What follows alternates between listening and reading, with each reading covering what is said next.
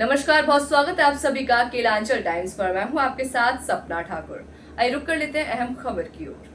मतदान प्रक्रिया में आमूलचूल परिवर्तन करते हुए बिहार राज्य चुनाव आयोग ने एंड्रॉइड आधारित मोबाइल के माध्यम से ई वोटिंग प्रणाली शुरू करने का निर्णय लिया। मतदान प्रक्रिया के इस क्रांतिकारी बदलाव को अपनाने वाला बिहार देश का पहला राज्य है। आकाशवाणी समाचार से बात करते हुए राज्य चुनाव आयुक्त दीपक प्रसाद ने कहा कि 28 जून को होने वाले आगामी नगर निगम और शहरी निकाय चुनावों से शुरू होगा।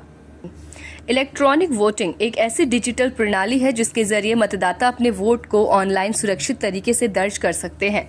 ये प्रक्रिया खास तौर पर उन लोगों के लिए एक वरदान साबित हो सकती है जो शारीरिक रूप से मतदान केंद्र तक नहीं पहुंच सकते, जैसे प्रवासी मजदूर, बुजुर्ग, दिव्यांग, गर्भवती महिलाएं या गंभीर रूप से बीमार नागरिक।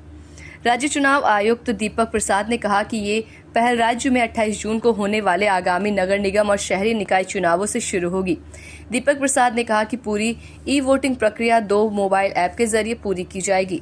दीपक प्रसाद ने कहा कि अब तक 10,000 मतदाताओं ने ई वोटिंग के लिए पंजीकरण कराया है और 50,000 मतदाता ई वोटिंग के जरिए और बिना मतदान केंद्र पर जाए अपने मताधिकार का इस्तेमाल कर सकेंगे।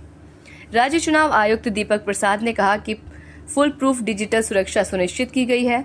ई वोटिंग सिस्टम में blockchain platform, liveness detection, face match, live face scan और फेस कंपैरिजन जैसी विशेषताएं होंगी, जिससे वोटिंग को छेड़छाड़ प्रूफ बनाया जा सकेगा।